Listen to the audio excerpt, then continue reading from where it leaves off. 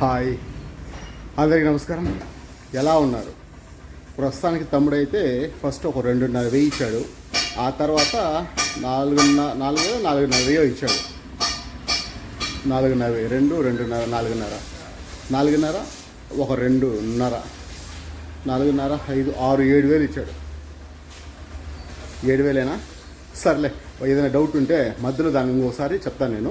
ఒకవేళ ఏమైనా పొరపాటు పడి ఉంటే ఇంతకీ ఇంత డబ్బులతో నేనేం చేస్తున్నాను అనేటువంటి విషయాలు అయితే ఇప్పుడు నేను మీకు చూపిస్తాను. సరేనా? ఇంకేంటి చూద్దామా? మొదట్లో తమ్ముడైతే 2.5 ఇచ్చాడు కదా. ఆ 2.5లో ఇది మొబైల్ స్టాండ్ ఆల్రెడీ ఇలా ఉంటుంది కదా. దీనిపైన దీన్ని ఫిట్ చేస్తాం అన్నమాట. ఈ నట్లు తీసేసి ఇట్లా పెట్టిన తర్వాత ఇక్కడ వేసేస్తాం. ఇది మొబైల్ స్టాండ్. ఇది 100. అటు తర్వాత బీడింగులు ఒక డోర్కి వచ్చిందన 130 రూపాయలు వాడే ఫిట్ చేసి ఇచ్చిన దానికి. అంటే ఒక డోరు 2 డోర్లు, వెనకాల ఇంకొక డోర్ ఉంది కదా, 3 డోర్లు. ఇది వచ్చిందన ఒక దానికి 130 అనుకుంటే ఇది ఒక 400 అదొక 100 500. ఇక్కడ మ్యాట్ ఉంది కదా, ఇది అంటే ఈ సీట్ కింద వచ్చిందనమాట. ఈ మ్యాట్ ఇది వచ్చిందన 550. అంటే 500 550 1050 ఇది వచ్చిందన 1100. 1050 ఒక 11 2150. ఈ 2150 గాను వాడు వచ్చిందా 2,000 తీసుకున్నాడు, 150 తగ్గించాడు. దాని తర్వాత ఇది ఒకటి 100. ఇది ఎందుకంటే ఇక్కడ బీడింగ్కు ఇది వచ్చిందని కొంచెం షార్ప్గా ఉంది. మా ఇంట్లో చిన్నపిల్లలు ఉన్నారు కదా తమ్ముడికి, వాళ్ళు ఎవరిని ఎక్కినప్పుడు తగలకుండా ఉండేదానికి ఇక్కడ బీడింగ్ వేద్దాం అనుకుంటాను. ఇంతకీ ఈ డోర్లకు ఈ బీడింగ్ అవసరం అంటే, డోర్లు బండి ఏదైనా సరే సౌండ్ దన అని వస్తూ ఉంటుంది. ఆ సౌండ్ తగ్గాలని చెప్పిందానా ఈ బీడింగ్ వేయించడం. ఇప్పుడు ఇది వచ్చిందనా వెనకాల బంపర్ అనమాట. ఇది వచ్చిందనా బండి సేఫ్టీకి, ఎవరన్నా మనల్ని గుద్దినా సరే పెద్దగా ఇబ్బంది కలగకూడదని చెప్పి. ఎందుకంటే చాలాసార్లు ఆటోలకి ఇబ్బంది అంతా వచ్చేది బైక్ వాళ్ళ వల్లనే. ఆటోలకు ప్రమాదకరం అంటే బైక్ వాళ్ళే. ఇప్పుడు అది వచ్చిందనా ఇక్కడ వస్తుంది అనమాట. ఆ బంపర్ ఇక్కడ వస్తుంది బండి సేఫ్టీ కోసం. ఇప్పుడు ఈ ఫిట్టింగ్ ఛార్జ్ ఇప్పుడు 2,100 ఏదైతే చెప్పానో అక్కడ ఒక షాప్లో అయింది. ఇది వచ్చిందనా ఇంకో షాప్లో అనమాట. ఆ బంపర్ బిగించుకోవడానికి. బంపర్ ఏమో వాడు 1100 చెప్పి 1000 రూపాయలకి ఇచ్చాడు. కానీ మనకి ఇక్కడ ఫిట్టింగ్ ఛార్జ్ వచ్చిందనా ఇది 1800. ఇది ఉంది కదా డ్రైవర్ ఆనుకునే సీటు. ఇప్పుడు దీన్ని పెరికిచ్చేసి అంటే ఇక్కడ వరకు కట్ చేసి తీసేసి ఇక్కడ వచ్చిందనా ఒక ఫ్రేమ్ వస్తుంది, ఐరన్ ఫ్రేము. దానిపైన ఒక చెక్క వేసిందనా, దానిపైన ఫోమ్ వేసేస్తే ఎవరన్నా లోపలికి ఎక్కి కూర్చున్న వాళ్ళు ఫ్యామిలీస్కి అయితే కొంచెం బాగుంటుందని చెప్పి ఇప్పుడు ఇదంతా ఎక్స్ట్రాగా ఇప్పుడైతే చేపిస్తాను. ప్రస్తుతానికి ఇది 1000 రూపాయలు. దీని ఫిట్టింగ్ ఛార్జ్ 1800. ఇక్కడ వచ్చిందన ఐరన్ రాడ్ ఒకటి వస్తుంది, అది వచ్చిందని 1300. అయిన తర్వాత ఒకసారి చూపిస్తాను. వీలైతే ఈ సీటు కూడా మార్చేయాలన్నమాట. ఈ సీట్ తీసేసి పెద్ద సీట్ వస్తుంది ఇక్కడ. అది ఇప్పుడు వర్క్లంతా. తమ్ముడైతే ఆయన పనుల్లో బిజీగా ఉన్నాడు, నేనైతే ఇక్కడ కూర్చొని ఇవన్నీ చేపిస్తాను. నిన్నటి వీడియోలో చెప్పాను కదా కంపెనీ వాళ్ళు ఇచ్చినటువంటి మ్యాట్లు ఇక్కడ వేస్తామని చెప్పా. ఇది కంపెనీ వాళ్ళు ఇచ్చిన మ్యాట్. ఎక్కడొకటి తర్వాత ఇక్కడ వాళ్ళు అన్నిసార్లు ఎవరు ఏదన్నా ఆఫర్లా ఏదైనా పెట్టుంటే అప్పుడు మాత్రమే ఇలాంటి మ్యాట్లు ఇస్తారు. ఆల్మోస్ట్ ఈ మ్యాట్ల కాస్ట్ ఒక 2 కలిపి ఒక 1200 నుంచి 1500 ఉంటుంది. ఒక కాకి షర్ట్ ఇచ్చారని చెప్పాను కదా, అదైతే మాకు సెట్ అవ్వదు. ఎందుకంటే వాళ్ళు ఇచ్చిన ఎక్సెల్, మేము వేసుకునేది XXL కాబట్టి సెట్ అవ్వదు. అంటే లావుగా ఉన్నాం కదా, నేను కానీ తమ్ముడు కానీ లావుగా ఉండడం వల్ల ఈ సమస్య అనమాట. ఓవరాల్గా ఇప్పుడు ఆటో పరిస్థితి అయితే ఎలా ఉందో చూపిస్తాను. నిజంగా నాకైతే చచ్చిపోవాలా అనేంత బాధ వచ్చింది. నిజంగానే నేను ఎందుకబ్బా బతుకున్నాను, చచ్చిపోతే బాగుంటుంది అనిపించింది. ఇంతకీ అలా నాకెందుకు అనిపించింది అనేది అయితే ఇంటికి పోయి మాట్లాడతాను. ఈ సీటు 1000 రూపాయలు.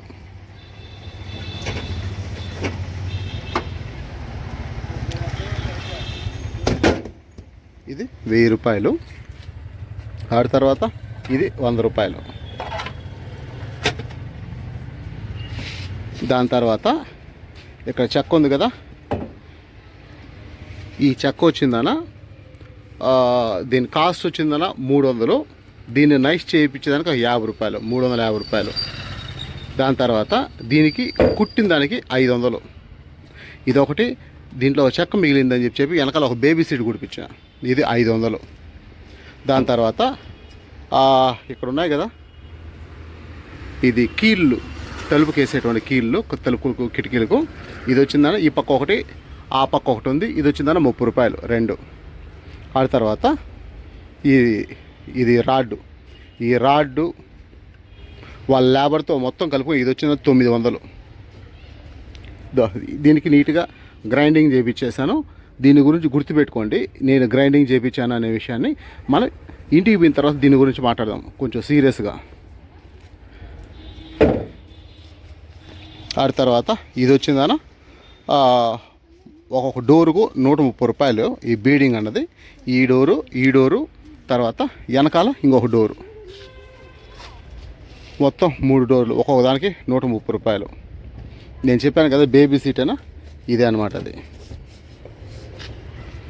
ఏంటి బ్రదర్ ఆడ మధ్యలో చెక్క వేయించారు కదా అంటే, మనం చెక్క వేయించాము, కానీ ఎప్పుడైనా ఎఫ్సీకి పోయేటప్పుడు ఖచ్చితంగా ఆ చెక్క పెరికేసి మళ్ళీ పాతదైనటువంటి దీన్ని వేసుకోవాలా. ముందర పెద్ద సీట్ వేయించాం కదా కొత్త సీటు, ఆ కొత్త సీటుకు బదులు మళ్ళీ దాన్ని పెరికేసి ఈ పాత సీట్ వేసుకుని పోవాలి. ఇది దీని తర్వాత ఇది వచ్చిందన్న 1100. ఈ కమ్మి 1100. కానీ ఇక్కడ ఈ నా కొడుకు నన్ను మోసం చేసింది వచ్చిందన్న ఇల్లుడు. ఈ రాడ్డు సేమ్ టు సేమ్ ఆ పక్క కూడా అదే రాడ్డు ఉంది కదా, ఈ 2 రాడ్లు పెట్టిందన్న. ఈడ వెల్డింగ్ చేసి ఆడ వెల్డింగ్ చేసిన దానికి 1700. ఈ 1700 అడిగినాడు. అదే మనకు ఇక్కడ ఈ విధంగా ఒక రాడ్ పెట్టడానికి 1300 చెప్పాడు. సరే, ఆల్రెడీ మన దగ్గర మోసపోయాము, 1700 చాలని చెప్పి వేరే వాళ్ళ దగ్గరకు వచ్చాను. వాళ్ళైతే దీన్ని 900 చేశారు. వాడు 1300 చెప్పాడు. వెనకాల వర్క్ చేశాను కదా, వాడు 1300 చెప్పిన దాన్ని 900 చేయించాను. ఇంకేమన్నా మర్చిపోయానా నేనా?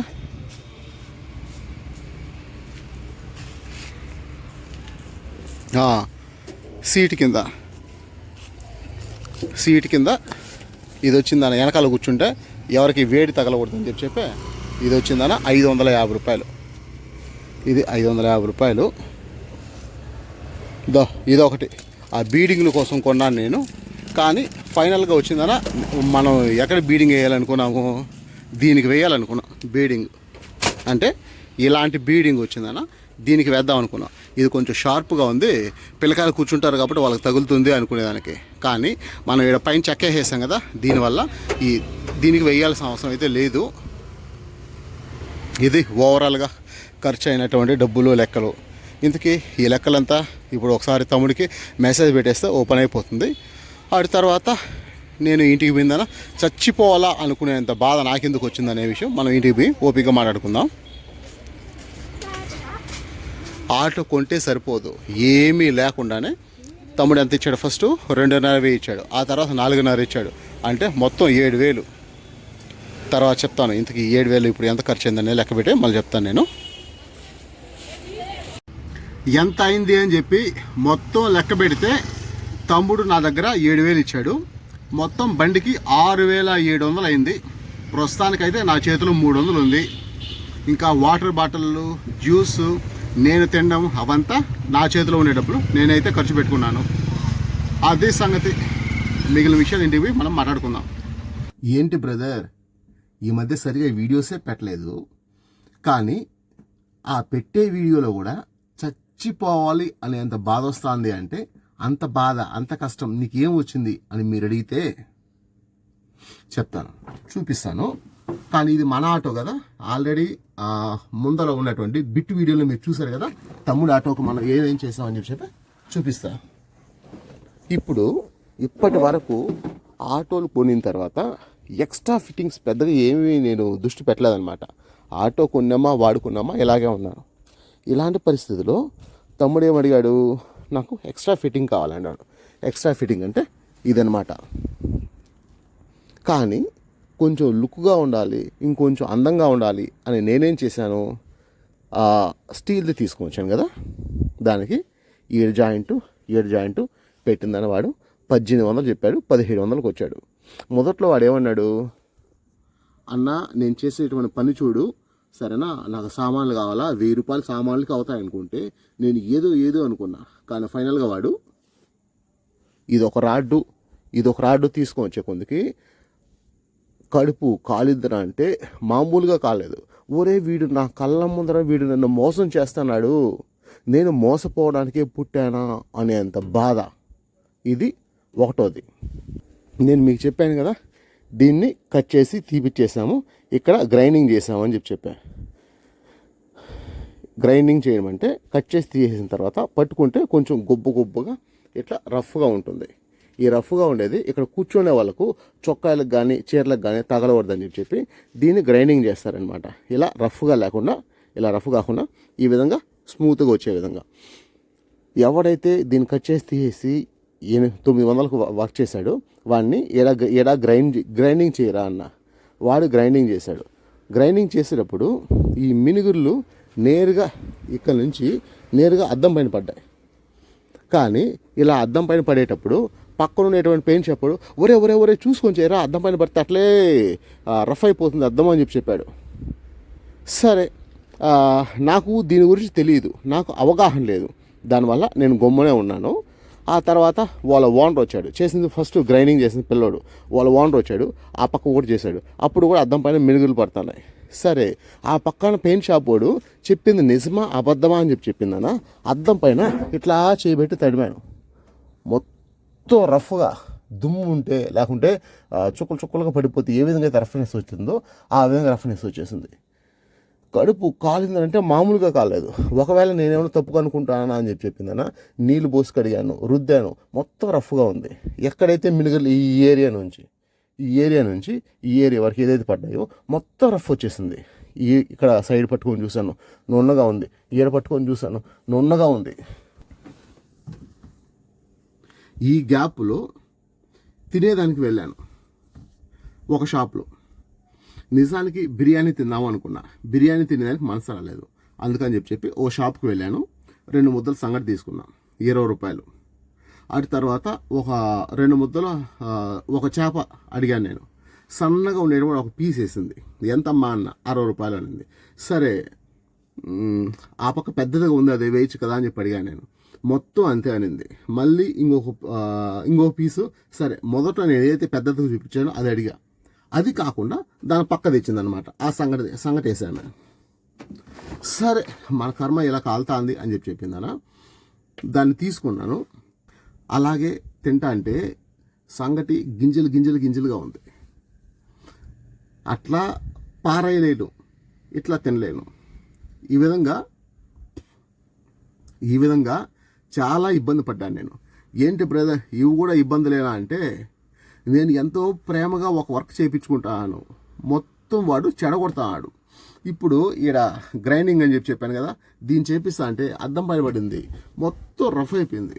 నేను ఉన్నట్టుగా ఒక అందాన్ని అలాగే కోరుకుంటాను నేను. మీరు గమనించారా? నేను ఎప్పుడైనా గోల్సులు వేసుకోవడం కానీ, వాచ్లు కట్టుకోవడం కానీ, మెల్లో చైన్లు వేసుకోవడం కానీ ఎప్పుడు చూడలేదు కదా. ఎందుకంటే ఉన్నది ఉన్నట్టుగా, అంటే ఏదైనా ప్యూరిటీని ఇష్టపడతాను నేను. కానీ ఆ ప్యూరిటీ అన్నది మొత్తం చెడిపోతా అంటే, దేవుడా నాకు చేతికి ఏది వచ్చినా సరే, బంగారం వచ్చినా బూడిదైపోతుంది, ఈ బతుకు నాకు ఎందుకు? నేను కనీసం ఏది పట్టుకున్నా, ఏది కావాలన్నా ఇలాగే జరుగుతుంది. ఏంటి నాది ఈ బతుకు? నేను ఎందుకబ్బా బతుకున్నాను? ఇలాంటి బతుకు కూడా ఒక బతికేనా? చచ్చిపోతే బాగుంటుంది, ఎందుకు నన్ను చంపేయడం లేదు దేవుడా అని చెప్పిందన్న. చాలా బాధపడ్డా. కారణం ఏంటంటే, నాకు ఏది సాటిస్ఫాక్షన్గా జరగదు. అంతెందుకు బా, ఈ బండికి మనం ఇంజిన్ పని చేయించాం కదా, 5000 పెట్టాం కదా, 5000 పెట్టినా సరే లీకేజ్. ఇలా ప్రతిదీ నేను 1000 రూపాయలు డబ్బులు ఖర్చు పెడతాను, నాకు గంటల టైం పెడతాను, అయినా సరే న్యాయం జరగదు. ఎవడైతే తోపుగా ఉంటాడో తోపు దగ్గరికి పోయి పని చేపిస్తాను, అయినా సరే నాకు న్యాయం జరగదు. ఎందుకు జరగదు అంటే నాకు కూడా తెలియదు. బాగా బాధ, బాగా ఏడుపు. నిజంగా ఇదంతా ఇప్పుడు తలుచుకుంటా అంటే ఇప్పుడు కూడా ఏడుపు వస్తుంది. ఆ విధంగా అయితే నేను చాలా బాధపడ్డాను. తమ్ముడికైతే లెక్క చెప్పాను, నాయన నువ్వు 7,000 రూపాయలు ఇచ్చావు, మొత్తం 6,700 అయిందని లెక్క చెప్పాను. మిగిలిన 300 వాడి చేతిలో పెడతాను. పర్లేదన్నా, వద్దు నువ్వే పెట్టుకో అన్నాడు. ఎందుకంటే నా టీ ఖర్చులు, నేను తినే ఖర్చులు, ఇవంతా నేను నా దగ్గర ఉన్న డబ్బులతో పెట్టుకున్నా. ఎందుకంటే ఒకరు మనకు డబ్బులు ఇచ్చారు, ఆ డబ్బులకు మనం న్యాయం చేయాలి, మన ఖర్చులు కావాలని మనం పెట్టుకుందామని చెప్పి అట్లా నేను 250 రూపాయలు నేనైతే నాకు సొంత ఖర్చు అంతా పెట్టుకున్నాను. కానీ తమ్ముడైతే ఎక్స్ట్రాగా మిగిలిన 300 అయితే సరే నువ్వే పెట్టుకోనాను ఇచ్చాడు. అంటే ఆడికాడికి సరిపోయింది. దీనివల్ల లాభం లేదు, నష్టం లేదు. ఈ విషయం కొంతమంది ఫ్రెండ్స్కి తెలుసు. వాళ్ళు ఒకటే దొబ్బులు, మామూలు దొబ్బులు కాదు. నువ్వు 4వ తేదీ బండి బాడి కట్టాలా, నీ దగ్గర డబ్బులు లేవు, అసలే కష్టమైన పరిస్థితి, బాడుగులే అంత పట్టుకున్నాయి, నిన్నెవడో ఇట్లా పనులన్నీ పెట్టుకోమంటున్నాడు అని చెప్పి ఒకటే దొబ్బులు, మామూలు దొబ్బులు కాదు. కారణం ఏంటి? 4వ తేదీ కట్టాలని డబ్బులు లేవు. ఇప్పుడు నేను పగలంతా మేలుకుంటే నైట్ డ్యూటీ చేయలేను, అందుకని చెప్పి ఒకటే దొబ్బులు. ఓవరాల్గా అయితే బాధతో ఈరోజైతే పూర్తవుతుంది. ఇది సంగతి. ఎనీవే, ఇప్పటి వరకు వీడియో చూసేందుకు thank you very much. Bye.